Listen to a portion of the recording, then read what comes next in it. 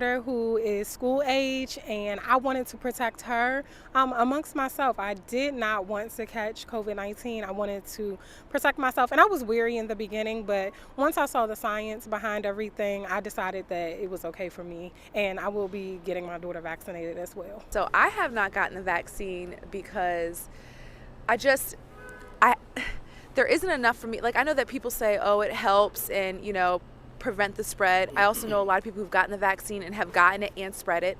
To me, I don't get the flu shot, like I get other vaccines. I just don't get the ones you have to take every year. I haven't gotten the flu shot, and I feel like with the COVID vaccine is kind of, every year you're gonna have to re-get the shot, and I just don't think that it's, I don't feel like I'm at high risk. And if I do, that's kind of my risk I'm taking. I believe in science and did not want to get COVID. I was pregnant during the onset of the pandemic, and so I had a newborn at home who can't be vaccinated. I have some immunological issues, so I'm already vulnerable to begin with. So I was like, the first opportunity I could possibly get it, I jumped at it because it's just the risk-reward balance of I would rather risk some vaccine side effects than get COVID. Like, my boss is a COVID long hauler. I've known a bunch of people. It's just, and also just the stopping the spread of the only way the pandemic is going to stop is if we stop transmitting it. I just want to travel. You know what I'm saying? So, I want to go see my family in another country. So I was like, or I want to travel in general. So I'm like, let me go get vaccinated or whatever, and that's why I got vaccinated. Yeah, I work in harm reduction. I work with folks who are more likely to be immunocompromised and are more likely to face challenges in accessing the medical system. And, I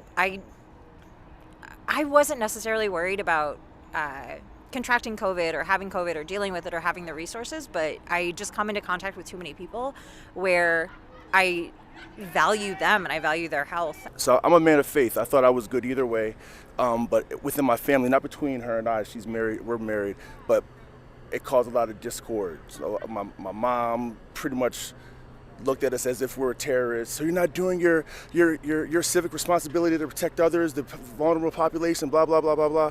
And I didn't want to sacrifice those relationships. I didn't think the vaccine would hurt me because, again, my faith rests in God and not necessarily medicine, although I do understand the importance of medicine. So I just went ahead and got the shot. I don't need no vaccines. I ain't had no vaccines since I needed one to go to school when I was a kid. And I ain't got no more since. I'm good. I ain't had a flu shot in who knows how long. I ain't never had the flu. I'm good. And the flu kills more people than COVID. I'm good. I'm not a medical expert, so and a lot of people are. So do I trust medicine when it comes to certain things? Yes. For the most part, yes. They're the experts. I do trust that. But there's enough doubt for me to not say, yes, I completely trust it. I need a little more information and from different sources. I know that there's big agendas behind pushing the vaccine, and a lot of it's money, and I'm not sure if there is, there's a lot of conspiracy theories, that if you get the vaccine, you're at a higher risk for dying. I'm not gonna say I believe all of that, but I also don't believe the people pushing it. I think a lot of it is money driven. I think it is very case dependent. I think I think it would be a mistake to say anybody who is not vaccinated is automatically crazy. Obviously, and particularly for people who medically cannot be vaccinated safely, absolutely should not be in the same brush.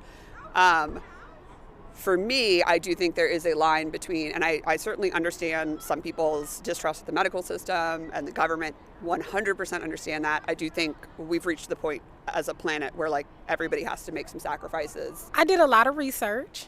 I did listen to the professionals, but I also talked to other women within science and healthcare that I personally knew. And I know some people who work for one of the vaccine companies. So I felt comfortable after talking to them that this would be something that I was confident in doing for myself. Medical science says one thing about harm reduction, and public opinion says something else. We've been fighting a conversation about things like access to safe needles for how many decades? And we've had the science to back up condom use, access to contraceptives. We've had information on what it means to have safer smoking supplies, safer injection supplies, and the way that impacts hepatitis C, and the way that impacts HIV, that access to information about reproductive health impacts the number of abortions and unwanted pregnancies. being in harm reduction, I feel like having these conversations is a little bit of a twilight zone where I feel like I'm having the exact same conversation. And sometimes you're interacting with someone who has an opinion and you are not the person that they are ever going to go to. And the things that you say probably actually don't have an impact on them. I think it's just all the information that people get out there. People don't know what to believe, so the ones who are filled with fear, they attach themselves to the body of information that kind of corresponds to what they believe, and they just keep that agenda going. But I think a lot of it's just fear driven. I was just talking to my wife about like when this all was like at its peak, how I was ashamed of the media, how they just kept on perpetuating, COVID numbers, and the numbers would change all the time. The efficacy of the vaccine would change all the time. People didn't know what to believe, and they were searching to believe in something because of the fear. So I think the media has done a very poor job at mitigating the fear and the uncertainties and all of that. The media divides everybody. No matter what the situation may be, they're going to find a line and they're going to put some people on this side and they're going to put some people on this side, no matter what, point blank period. Depending on the type of media you're talking about. Like, I think the CDC and a lot of government agencies have done a lot of great public, like PSA work and things like that. If we're talking about cable news networks or whatever, I think the narrative of the us versus them mentality in this country, starting from elections and Trump and party, whatever, plays much better than trying to like really understand people's hesitancies and fears and like relate to it. And I think the media's interest is airtime and ratings and making money. And so what plays is to talk about people having fights at Thanksgiving dinner and alienating family members and doing whatever, because that conflict is interesting, and having a real conversation with someone is not. That's where a lot of my uncomfortability comes from, is knowing that they're doing it to put, and there's a lot of medicines that have come out, vaccines that have come out that where people are set to make a lot of money, and they know that there's side effects that they're not always forthcoming with, but once again the money is like the main focus for them. So that for me, I don't think that it's fair, and it does cause a lot of doubt. So. Well, I think the media is doing what they're supposed to do. They talk about everything. They talk about all angles. Do I think there are some agendas behind it? Of course.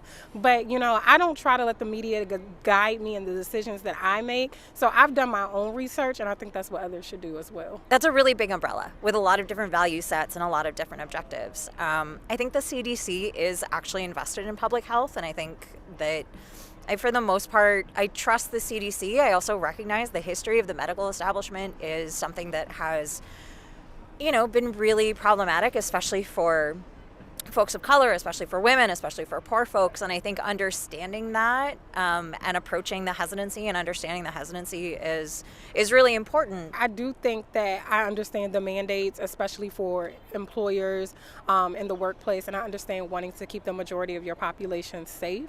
Whether or not that, plays a critical factor in other people's decision, I don't think that should be one of the factors, but I think it's definitely a huge factor. And I do think it's, a way to get us back to some normalcy. I think the U.S. federal government has a vested interest in stopping the pandemic and stopping the transmission, and I think the vaccine is a sincere effort to make that happen. Whatever other motivations might be around that, as far as I don't think they really care about poor people. I don't think they care about whatever, but it's screwing up the economy. It's disruptive. So I don't think the vaccine is any kind of underhanded attempt to fool the people into doing something. I think the point of the vaccine is to stop the pandemic, and we're all in agreement in that no one wants the pandemic to keep going. Whatever he wants to do, that's his choice. I got vaccinated. I'm not going to push my beliefs on him, whatever, you know what I'm saying? It's his choice. Asking us if we would believe that's our in right as an American. That's like asking us, do we believe in two different religions? You feel me? My beliefs are mine. His beliefs are his. I'm not knocking him whatsoever, just like he's not knocking me whatsoever. It is what it is, you feel me? It is what it is, it was what it was, and it's going to be what it's going to be, you feel me? And that's patent. Nobody can use that. That's my shit.